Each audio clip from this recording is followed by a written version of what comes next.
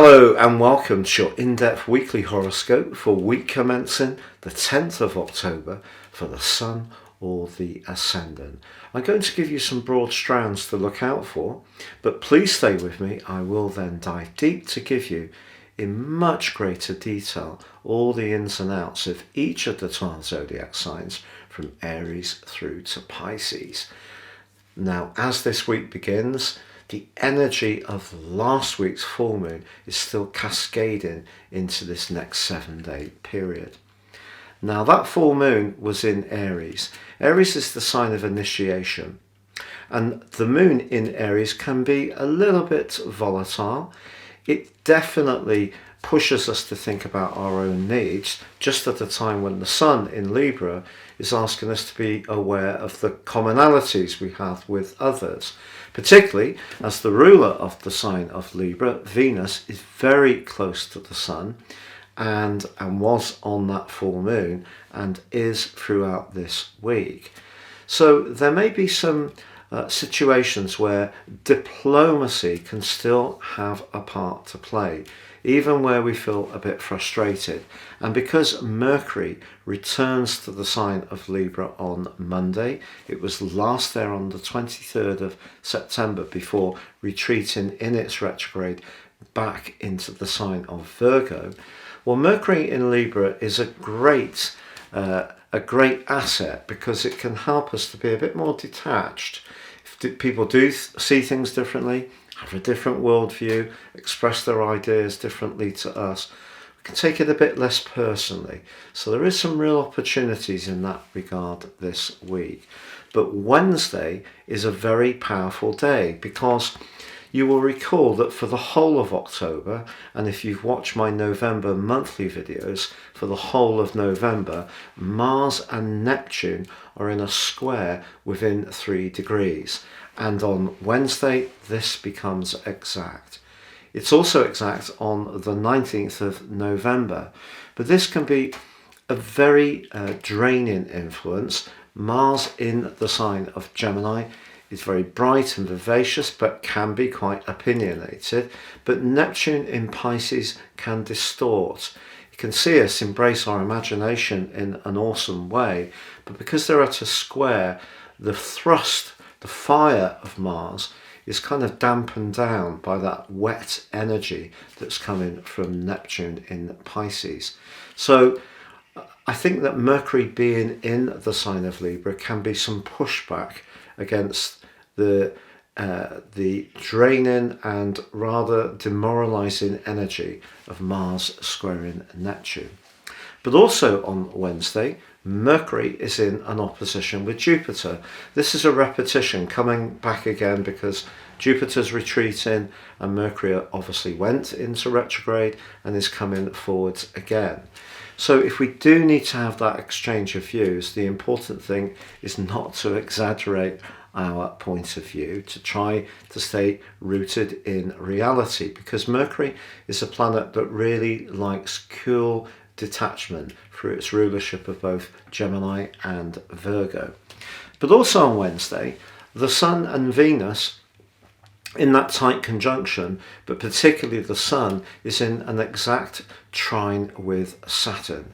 So Saturn is of course in the sign of Aquarius, very much about humanity, the collective, person kind as a whole. And it does continue in that attritional right angle with Uranus through this week. It's going to come to a close within the 1 degree on the 12th, again midweek. So a really important day is Wednesday, but it's still going to be a very potent influence, really right through to the end of November, right up until the 2nd day of December this year. But the role of Saturn in its angle to the Sun and Venus is very stabilizing. So we're given an opportunity this week to be perhaps a little bit more detached, to push back against that rather distorting energy of Mars squaring Neptune, which can see a lot of gossip and inaccuracies doing the rounds. We're being asked to be mindful of Mercury opposite Jupiter, staying grounded around the exchange of opinions and trying to make them as factual as possible. But when it comes to relationship matters, perhaps the full moon in Aries is going to help to push something into the open that does require some discourse and some discussion and perhaps even renegotiation. So it could end up being, despite that tricky right angle between Mars and Neptune and the full moon, quite a constructive week. And it's all about seeing that even if we feel that we're very different to one another, and we can be very polarized in our positions, whether it's with people we find it difficult to work with, people online, or whether it's in terms of people in our immediate world, it's important to always remember the things that do actually make us all rather similar in some ways. And if we can celebrate those things, it's going to help us to deal with that challenging right angle between Mars and Neptune. Now, please stay with me for each of the 12 zodiac sign forecasts.